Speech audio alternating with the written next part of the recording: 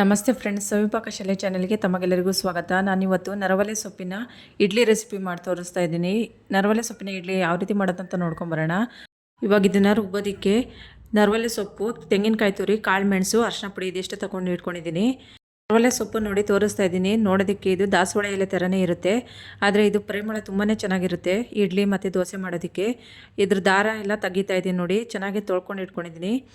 ಅರ್ಧ ಕಪ್ ಆಗೋಷ್ಟು ಬೆಲ್ಲ ತಗೊಂಡಿದ್ದೀನಿ. ಇವಾಗ ಅಕ್ಕಿ ನೋಡಿ, ಬೆಳಗಿನ ನಾನು ನೆನೆಸಿಟ್ಟಿದ್ದೆ, 8 ಅವರ್ ಆಗಿದೆ.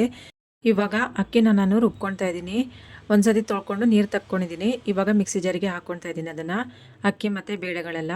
ಇದ್ರ ಜೊತೆನಲ್ಲೇ ತೆಂಗಿನಕಾಯಿನ ಕಟ್ ಮಾಡಿ ಇಟ್ಕೊಂಡಿದ್ನಲ್ಲ ಅದನ್ನು ಹಾಕ್ಕೊಳ್ತಾ ಇದ್ದೀನಿ. ತೆಂಗಿನಕಾಯಿನ ತುರಿದಾದರೂ ಹಾಕ್ಕೊಳ್ಬೋದು, ಇಲ್ಲ ಕಟ್ ಮಾಡ್ಕೊಂಡಾದರೂ ಹಾಕ್ಕೊಳ್ಬೋದು. ಕಾಳು ಮೆಣಸು ಹಾಕ್ಕೊಂಡಿದ್ದೀನಿ. ನರವಲೆ ಸೊಪ್ಪನ್ನ ಏನು ನಾವು ಅದರ ನಾರೆಲ್ಲ ತೆಗೆದಿಟ್ಟಿದ್ವಲ್ಲ ಅದನ್ನು ಹಾಕ್ಕೊಳ್ತಾ ಇದ್ದೀನಿ. ಅರಿಶಿನ ಪುಡಿ ಹಾಕ್ಕೊಂಡಿದ್ದೀನಿ. ಇದ್ರ ಜೊತೆಗೆ ಬೆಲ್ಲನ ಸೇರಿಸ್ಕೊಂಡು ಒಂದು ಸ್ವಲ್ಪ ನೀರು ಸೇರಿಸ್ಕೊಂಡು ಇದನ್ನು ಇಡ್ಲಿ ಹದಕ್ಕೆ ನಾವು ರುಬ್ಕೊಳ್ಬೇಕು. ಇಡ್ಲಿಗೆ ನಾವು ತರಿಯಾಗಿ ರುಬ್ಕೊಳ್ತೀವಲ್ಲ ಆ ಥರ ರುಬ್ಕೊಂಡಿದ್ದೀನಿ. ಉಳಿದಿರೋ ಅಕ್ಕಿನೂ ನಾನು ಇನ್ನೊಂದ್ಸತಿ ರುಬ್ಕೊಂಡು ಇದಕ್ಕೆ ಹಾಕ್ಕೊಂಡಿದ್ದೀನಿ.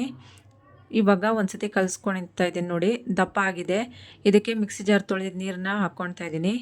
ಹಾಕ್ಕೊಂಡು ಚೆನ್ನಾಗಿ ಇದನ್ನು ಮಿಕ್ಸ್ ಮಾಡ್ಕೊಳ್ಬೇಕು. ಬೆಲ್ಲ, ಸೊಪ್ಪು, ತೆಂಗಿನಕಾಯಿ ತುರಿ ಇದೆಲ್ಲ ಅಕ್ಕಿಗೆ ಹಾಕಿ ರುಬ್ಬಿರೋದ್ರಿಂದ ಹಿಟ್ಟು ದಪ್ಪ ಆಗಿರುತ್ತೆ. ಹಾಗಾಗಿ ನಾವು ಒಂದು ಸ್ವಲ್ಪ ನೀರು ಸೇರಿಸ್ಕೊಂಡು ಇದನ್ನು ಚೆನ್ನಾಗಿ ಕಲಸಿ ರಾತ್ರಿ ಪೂರ್ತಿ ಹಿಟ್ಟು ಹುದುಗೋಕ್ಕೆ ಬಿಟ್ಬಿಡಬೇಕು. ಈ ನರವಲೆ ಸೊಪ್ಪು ಆರೋಗ್ಯಕ್ಕೆ ತುಂಬಾ ಒಳ್ಳೆಯದು.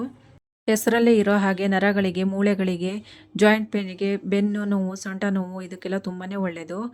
ಇವಾಗ ನೋಡಿ ಹಿಟ್ಟು ಚೆನ್ನಾಗಿ ಹುದುಗಿ ಬಂದಿದೆ, ಚೆನ್ನಾಗಿ ಉಬ್ಕೊಂಡಿದೆ ಹಿಟ್ಟೆಲ್ಲ.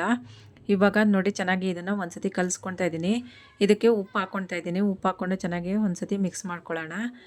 ಹಿಟ್ಟು ಸ್ವಲ್ಪ ದಪ್ಪ ಆಗಿದೆ, ಅದಕ್ಕೆ ಒಂದು ಸ್ವಲ್ಪ ನೀರು ಹಾಕ್ಕೊಂಡು ಮಿಕ್ಸ್ ಮಾಡ್ಕೊಳ್ತಾ ಇದ್ದೀನಿ.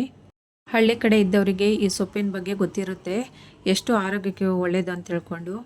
ಮತ್ತು ಈ ನರವಲೆ ಸೊಪ್ಪು ಮಲೆನಾಡು ಕಡೆ ಇದ್ದವರಿಗೆಲ್ಲ ತುಂಬಾ ಸಿಗುತ್ತೆ. ಇವಾಗ ಹಿಟ್ಟೆಲ್ಲ ಕಲಿಸ್ಕೊಂಡಿದ್ದೆಲ್ಲ ಆಗಿದೆ.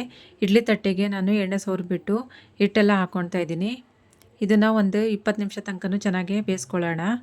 ಈ ಸೊಪ್ಪಿನಲ್ಲಿ ಆರೋಗ್ಯದ ಗುಣಗಳು ಜಾಸ್ತಿ ಇರೋದ್ರಿಂದ ಅವಾಗವಾಗ ಇದನ್ನು ದೋಸೆ ಅಥವಾ ಇಡ್ಲಿ ಮಾಡ್ಕೊಂಡು ತಿನ್ನೋದ್ರಿಂದ ಇದರಲ್ಲಿ ಪ್ರೋಟೀನು, ಕ್ಯಾಲ್ಶಿಯಮು, ವಿಟಮಿನ್ ಇರೋದ್ರಿಂದ ತುಂಬಾ ಒಳ್ಳೆಯದು.